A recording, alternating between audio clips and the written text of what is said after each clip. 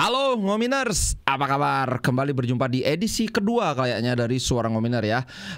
Buat kawan-kawan yang mungkin pertama kali ini apa nih Suara Ngominer? Ini adalah konten yang isinya di mana aku menanggapi atau merespons dari komentar-komentar para ngominer yang tidak sempat aku tanggapi dengan tulisan, dengan di reply komen gitu. Jadi biar nggak karena kemarin kan ada yang komplain, bang kok sekarang nggak pernah tanggapin komentar ini, komentar fans.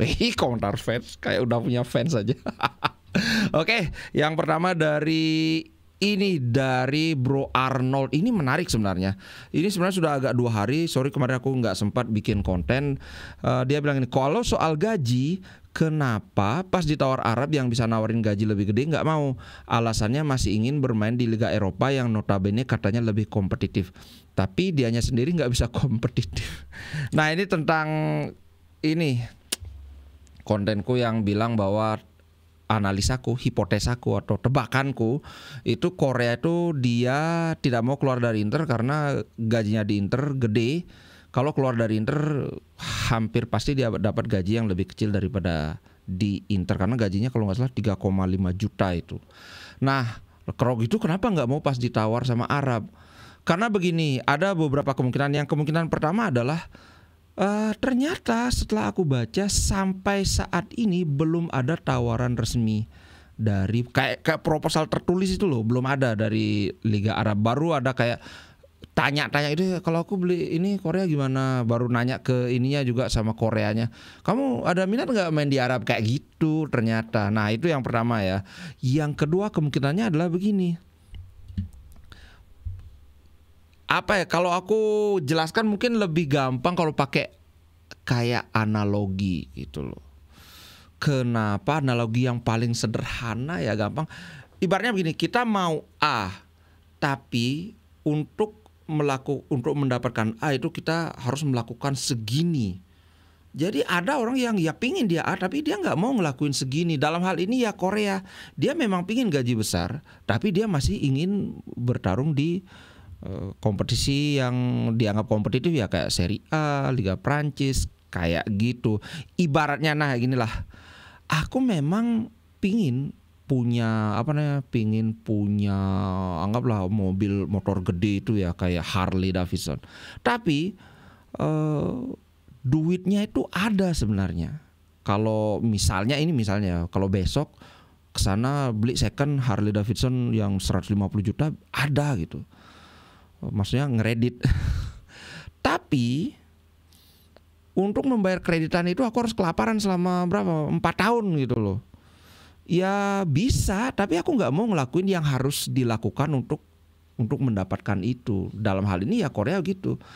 Dia harus kehilangan kesempatan bermain di liga yang kompetitif, dia nggak mau gitu ya.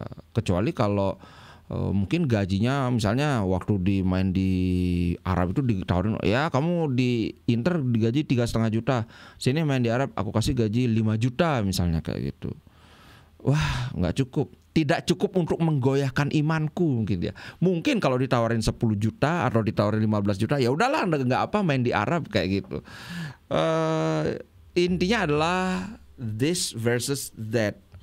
Kalau mau mendapatkan ini harus mengorbankan itu kayak gitu. Nah dia mau gaji gede tapi harus mengorbankan main di liga kompetitif, ya mungkin dia belum rela gitu aja sih. Begitu bro. Sorry ya kalau agak belibet. Ini terus aku baru bangun. Aduh.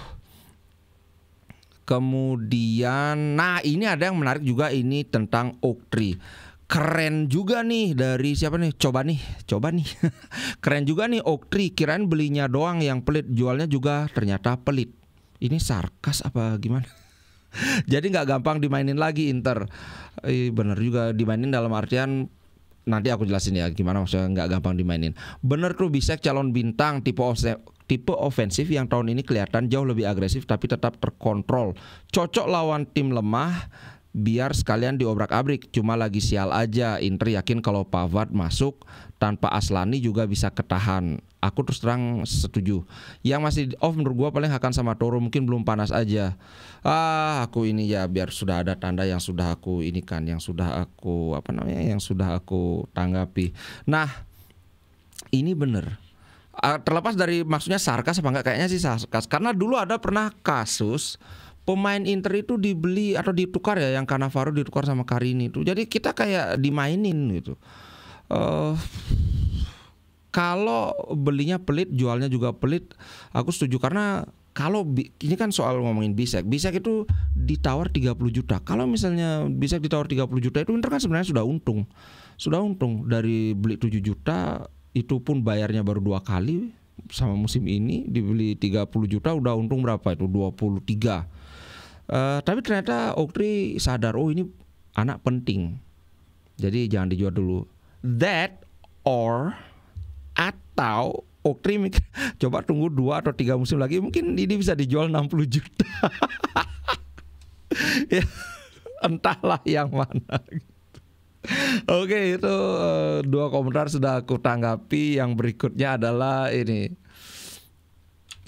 Ya, mungkin waktu negosiasi Arnau minta kontrak 2 tahun. Dan saat itu memang Inter butuh banget striker gegara rumitnya keadaan tahun lalu. Nah ini betul, makanya 2 tahun itu diiyakan oleh Inter. Kebetulan ada yang senada juga, ini dari Ikhtiar Jaya, ada senada juga dari John Paok. Betul itu beli. Arnautovic itu pembelian tergesa-gesa bagi Inter musim lalu. Duit nggak ada, penyerang cuma dikit. Risiko Inter kenapa mau beli dia dengan harga lumayan besar untuk pemain tua. Ini karena duanya agak sejalan, ini aku tanggapi sekalian aja. Terus terang memang situasinya seperti itu gara-gara apa ya? Gara-gara Lukaku kan Inter jadi kayak terburu-buru ini nyari striker. Yang penting ada aja karena kita kekurangan striker. Sudah dapat si siapa namanya yang dari Chili, kok aku lupa. Alexis Sanchez. Akhirnya ya udah Arnautovic. Mungkin Inter maunya 1 tahun, tapi Arnautovic enggak. Kalau kamu mau saya mau 2 tahun kontraknya.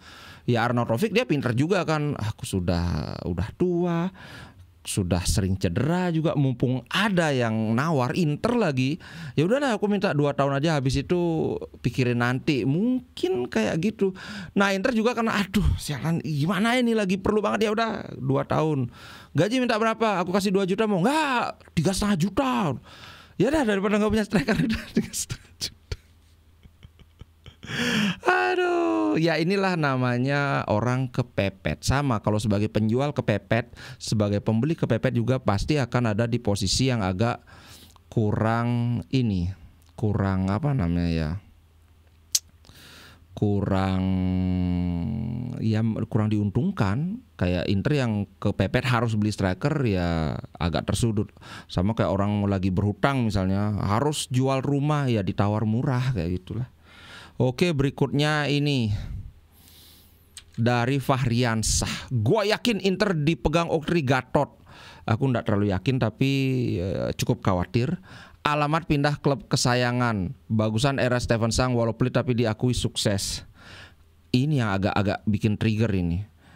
Alamat pindah klub kesayangan. Waduh. Kalau aku ndak sampai pindah klub kesayangan. Kalau ngebahas klub lain mungkin lah ya, kan aku punya channel satu lagi. Tapi kalau sampai pindah klub kesayangan, ya gimana ya? Pendapat orang beda-beda. Ada yang mungkin sudah kadung jatuh cinta. Kayak misalnya ada loh fans Fiorentina, fans Atalanta di Indonesia. Bukan yang memang di kandangnya Atalanta kan beda. Ada juga kayak fans Roma. Itu mereka setia banget, udah terseok-seok, jarang juara, tapi tetap mereka ngefans. Nah, aku tipe fans yang kayak gitu juga. Ya memang gimana, memang sudah terlanjur cinta sama Inter, jadi aku nggak akan pindah klub kesayangan. Ya tetap Inter di hati gitu sih bro. Tapi kalau memang ada yang pingin jadi glory hunter, wah ini lagi bagus, aku mau ini, bebas-bebas aja kan. Belum ada undang-undangnya yang mengatur tidak boleh pindah klub kesayangan. Aduh, oke itu aja dulu. Sampai jumpa dengan konten reguler nanti agak siangan atau mungkin agak sore ya. Ciao guys, sampai jumpa.